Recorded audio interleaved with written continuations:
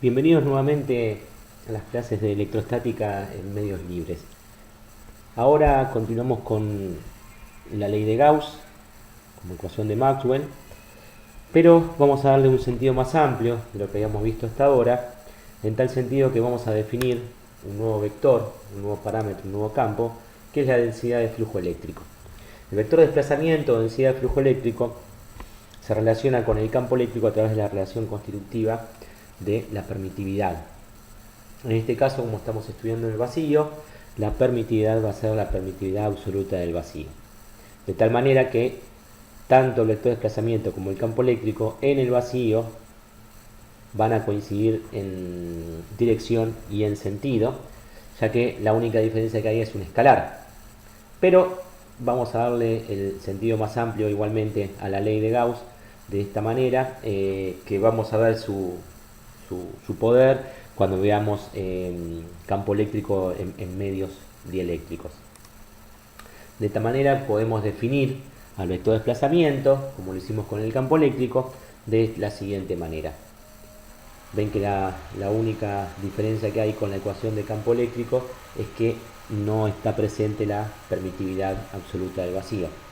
De tal manera podemos definir lo que es la ley de Gauss, que establece que el flujo eléctrico total a través de cualquier superficie cerrada es igual a la carga total encerrada por esa superficie. Fíjense que aquí no tiene en cuenta la división por epsilon 0 porque está contenida dentro del vector de desplazamiento. De tal manera que la ecuación diferencial de la ley de Gauss habla que la divergencia del vector de desplazamiento es igual a ρ sub b en el espacio libre, mientras que la integral cerrada, o sea, del flujo del vector de desplazamiento, es igual a la carga neta. Bien, ahora vamos a probar el teorema de divergencia, pero para el caso de una carga puntual. Nosotros vamos a definir un sistema de coordenadas. Dentro de ese sistema de coordenadas vamos a fijar, por una cuestión de simpleza, una carga positiva en el origen y vamos a definir una superficie gaussiana de radio R.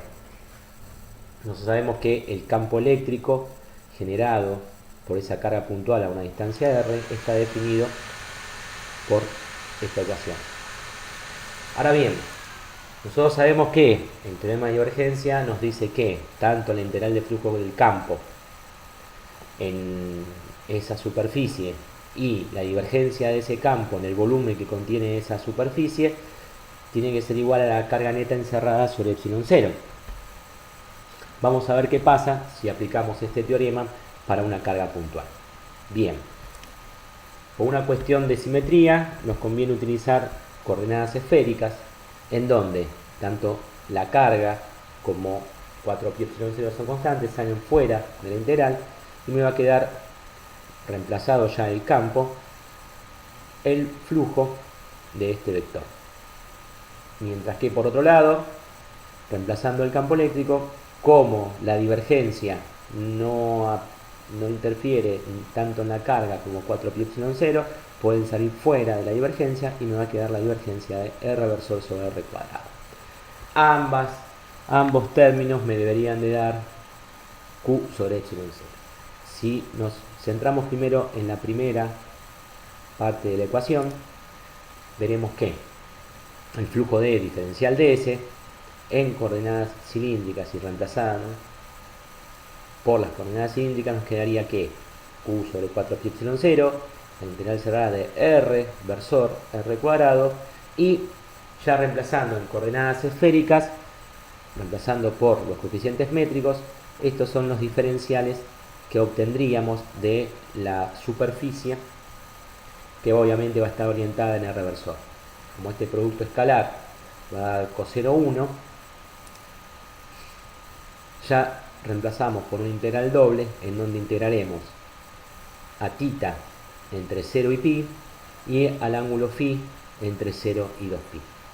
Como hemos visto en clases anteriores, la solución de esta integral, utilizando la regla de Barrow, nos da los límites 1 más 1, que nos quedaría 2, y esta integral nos da como resultado φ, que integrado entre 2pi y 0 nos da 2pi. Con lo cual, fíjense que, disculpen, esa no la tenemos que poner, vamos para atrás. Fíjense que 2 más por 2pi nos da 4pi, que se simplifican con este 4pi y nos da efectivamente Q sobre epsilon c. Ahora bien, resolviendo esta parte de la ecuación, ahora tendremos que calcular la divergencia de un campo vectorial en coordenadas esféricas. Como la única coordenada que tenemos es en R versor, utilizamos solo la primera parte de la definición de divergencia, en la que utilizamos la parte de R versor.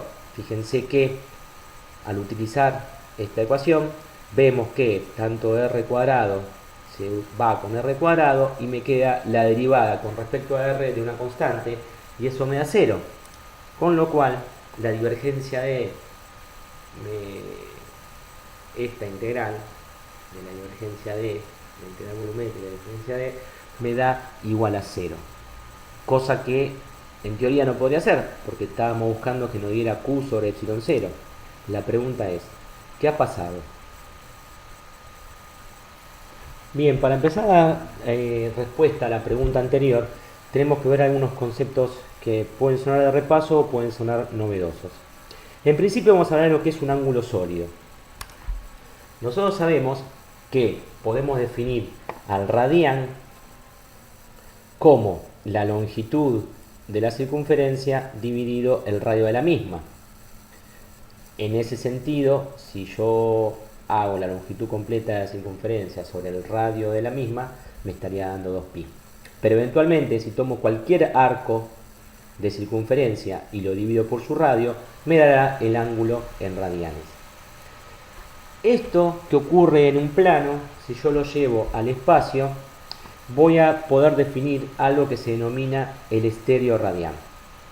El estéreo radián se define como el área, en este caso, por ejemplo, de una circunferencia, el área que cubre de esa esfera, perdón, no circunferencia, esfera, dividido el radio desde donde se están proyectando estos rayos al cuadrado.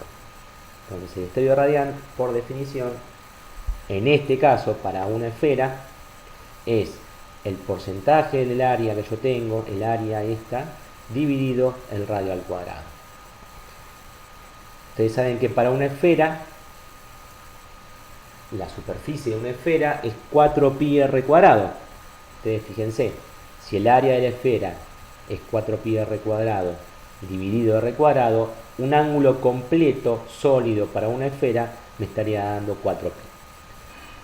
Generalizando, por definición, el estéreo radián, el ángulo sólido, se define como la integral de superficie del producto escalar entre el radio, digamos el versor radio, por el diferencial de superficie dividido r cuadrado.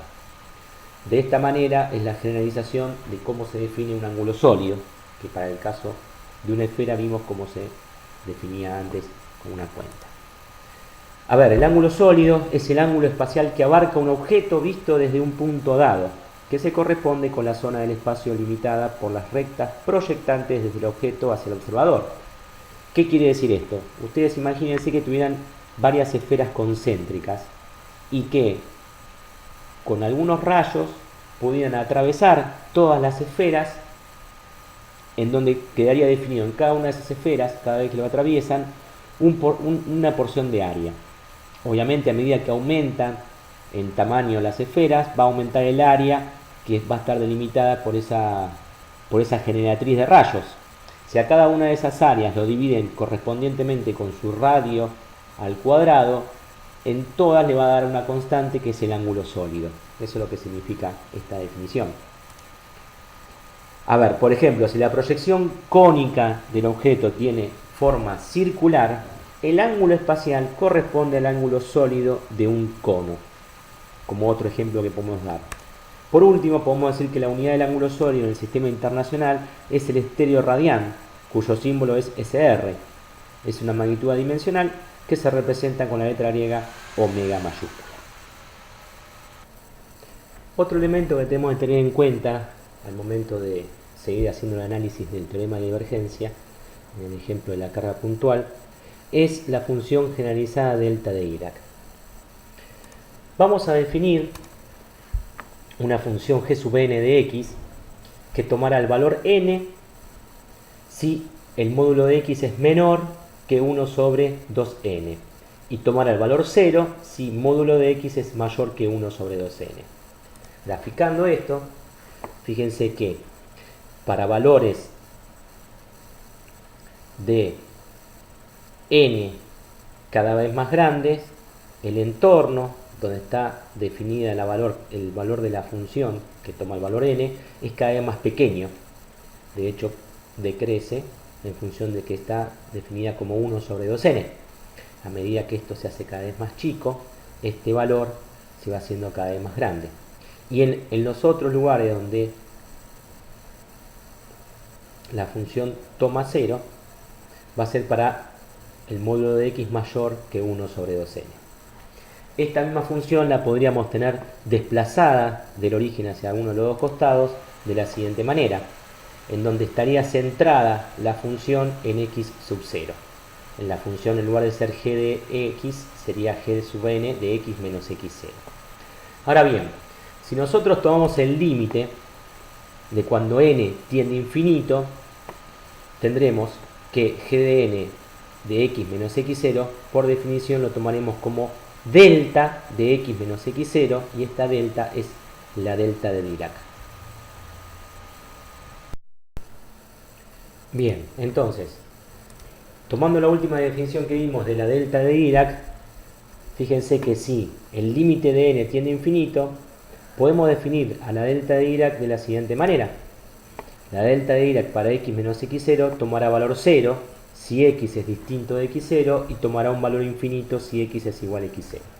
Esto a priori no podría tener ningún interés práctico porque estamos hablando de que tenemos una función que está definida como infinito.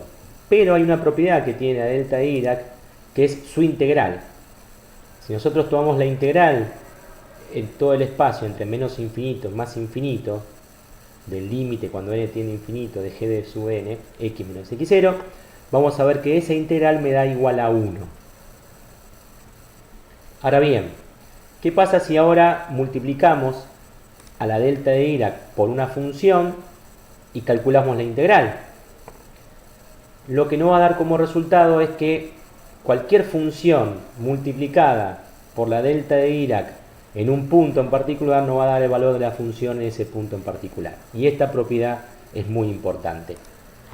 Si nosotros lo quisiéramos ver para 3 dimensiones, lo único que habrá que definir es con el vector r vector posición, definimos una delta 3 de Dirac r menos r0, en donde se compondrá por 3 delta de Dirac para cada uno de los, en este caso, los ejes cartesianos, en coordenadas cartesianas, y para todo el espacio la integral me dará 1 de la delta de Dirac,